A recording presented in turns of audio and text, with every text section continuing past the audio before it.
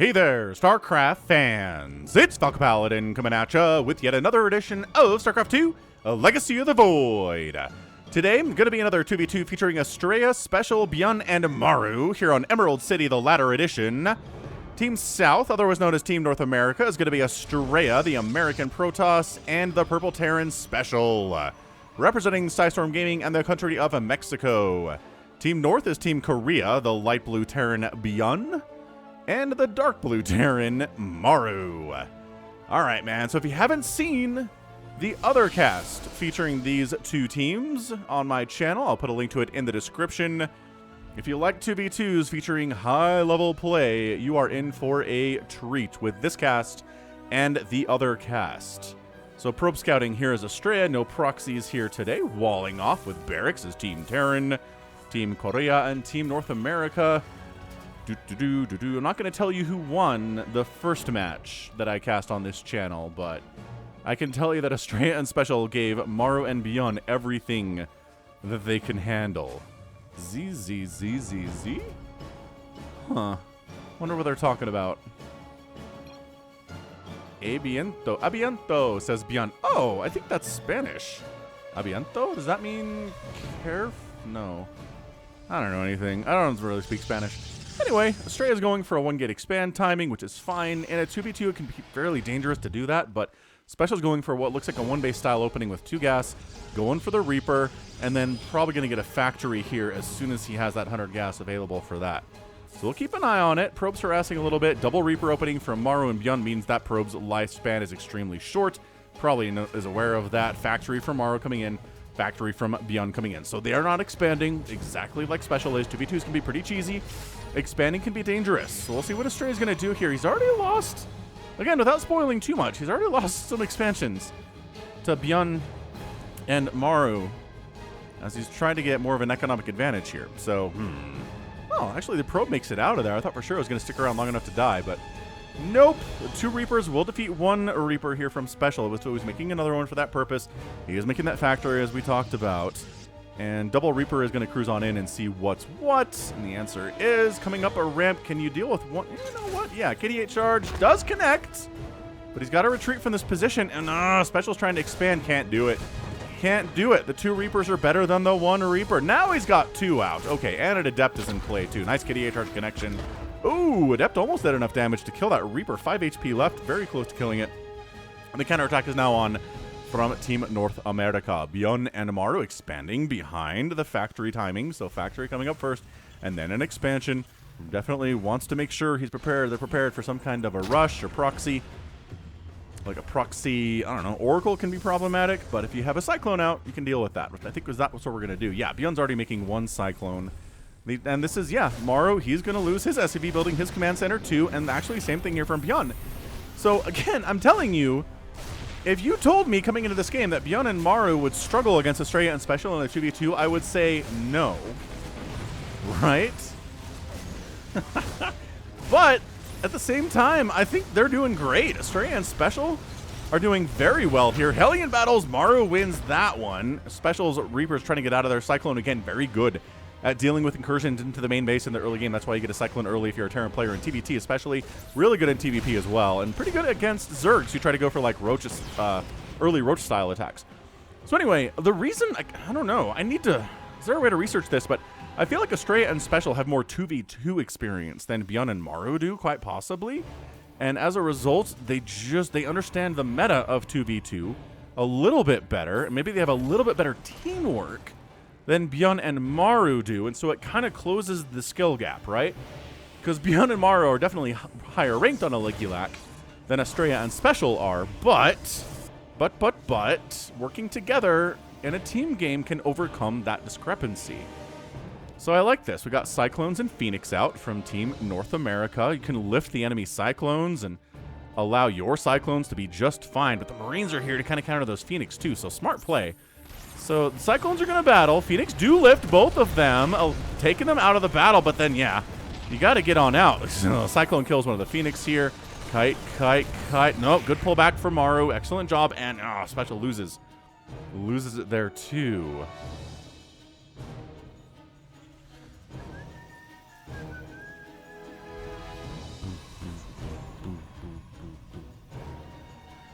Immortal production here from Astrea. Immortals, I don't know. Not great against Marines, not great against Cyclones either. Pretty good against Siege Tanks, though. Honestly, pretty good against Siege Tanks. So I like the Immortal play there. Special is going for Marines. Siege Tanks getting a third CC here, too. And, oh, wow, I missed this Banshee. My bad. I got to watch that production tab more closely today. So going for Cloak, actually, which indicates to me that we're going for more than one Banshee. Production or unit tab says, oh, never mind. That's actually Maru going for that Cloak. So he's going for more than one. Special, on the other hand, probably just doing the one here. Phoenix sharking around as they do. And bow! Cyclone picks off that Banshee quite nicely. Phoenix show up and say, where are your Marines? They're not here. I'm going to kill one of your Cyclones. Get out of there. Phoenix are so good at coming in and harassing and getting out. That's what speed does for you in RTSs. Having speed is such an important thing. If you're slow, your ability to retreat from dangerous situations is basically nothing. Maru throwing down that third base. Third base already coming up from Astrea. Again, he likes the expansion timings here in 2v2s, which can be pretty dangerous. You can get punished for it, but it also can pay off for sure, too. We're even on the way from Special. Again, the Terrans in this game are pretty much forced to kind of play a TVT style in a way, right? At least Special does. He knows he's playing TVT. I guess on the other end, ByuN and Maru kind of have to count for Protoss and Terran units, which is a little bit difficult to do. And what we've seen, again, not to spoil the first cast too much, but it kind of feels like one player is there to counter specifically the Protoss stuff, and one's there to counter specifically the Terran stuff. Siege tanks are a big deal in general in this matchup, though. So, and I guess the difference is you can just go Marine Marauder Medevac against Protoss and feel pretty good about it, but not so much in TVT. Marine Marauder Medevac has kind of fallen out of style in TVTs in these days. Used to be more viable in Heart of the Swarm times. The Banshee ends up getting about 6 kills there, killing 6 pros of Astreas. That's why you have safety detection available by 7 minutes. You got to have the ability to have an observer out somewhere. Right.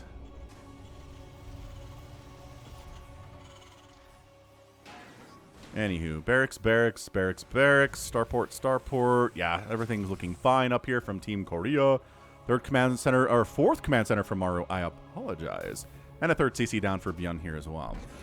So recalling back because there's a drop. There it is. ByuN dropping in right on top of Astrea's face here. Colossus, burning alive them Marines. Hit that like button if you're enjoying this cast. This is some good stuff.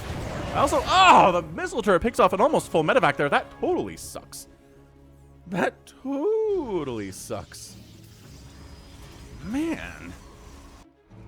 All right, so yeah, also hit that like button, hit that subscribe if you like StarCraft 2 content. I'm here 5 times a week with that. Also a quick plug for Wardy, where I got this replay. He did cast these as part of a big, just a huge thing he did with Pig. So check out Pig as well on Twitch and whatnot. Stray hunting around with the Phoenix, finds a couple SCVs getting hit by missile turrets, but when you have a big pack of Phoenix, it doesn't really matter. Getting away scot-free with every single Phoenix here. Picking up SCVs. Ooh, took a Widowmine hit. Another Widowmine hit. Here, bow. All right. So Widowmines, again, are good against everything, including Phoenix. And a Viking Raven group. Just kind of sharking around here for those. Oh. I don't know what they killed there. Maybe it was a dropship? Huh. Anyway, so Marine Siege Tank Viking, again, a TVT strategy that is all the rage these days. A fleet beacon coming up here from Astrea. Extended thermal lance being researched, disruptors being built. And man, Maru expanding a lot, as he usually does. So 4th base at 9 minutes in a 2v2. And Astrea also warping in a 4th base at the 9-minute mark. All right, man. So, okay, so double Stargate. In addition, so 3 Stargates and a fleet beacon.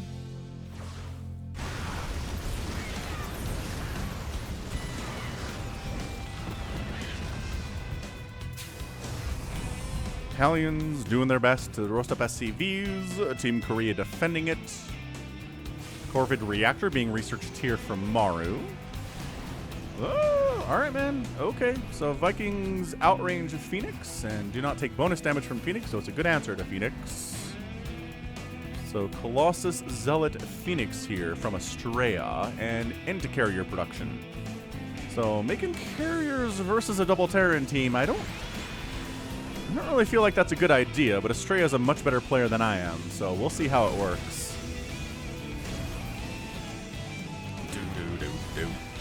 Specials Hellions, again, trying to roast up SCVs. How many workers have been lost? 19 probes have been lost.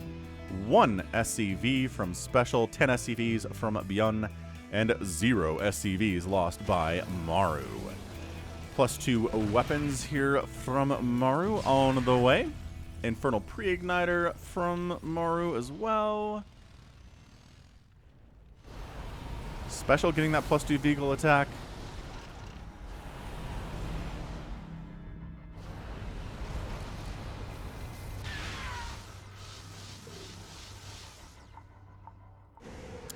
Yeah, Emerald City is a pretty big map. This is a pretty solid contained setup here by Special. Ton of siege tanks.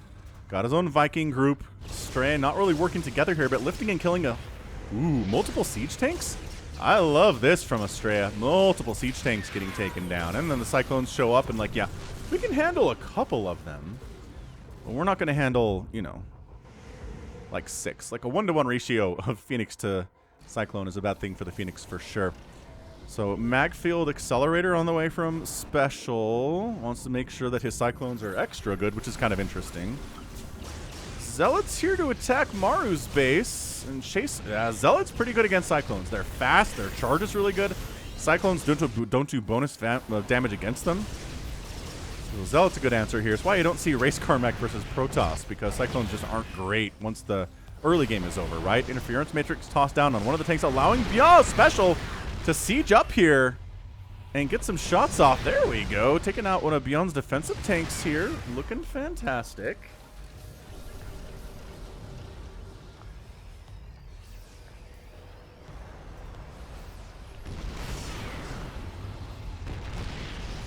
Siege tanks firing. Again, Viking versus Viking here. Whoever controls the skies is extra ready to go. Like, you're just going to win a TVT if you control the skies, pretty much. That's how this works in that matchup. So, yeah, all these Colossus are like, please, no, don't let the Vikings attack us. It's a bad thing. We'll be very, very sad pandas. Another base from Astrea. Hot dang, this guy. He's getting away with the expanding in this game, that's for sure. Hasn't lost a single base yet. This is a naked expand, too. This one was as well, I think. Initially, nothing to defend that whatsoever. So let's see. Astrea and Special are maxed out. ByuN and Maru are effectively maxed out by 180 supply each or so. They're going to be close. High-sec auto-tracking. Yeah, the carriers are out here too. You know your opponent is making Vikings to deal with the Phoenix and the Colossus. So it's not that hard for them to keep making Vikings. Like 3 at a time are being produced by Maru right here. So I don't know. Blue Flame Hellion. Yeah, if you're not going to Planetary Fortress up this 4th base, man, we're going to Blue Flame the heck out of it. Kill some more of your workers. Maru has lost 33 SCVs at this point in the game. Not ideal.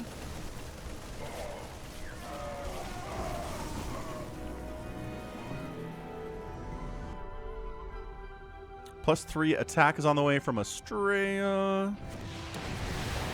And Viking versus Viking action here. Oh, kind of caught out here is ByuN a little bit. He's going to lose a lot of Vikings. Everything but one. Every Viking but one he ends up losing there.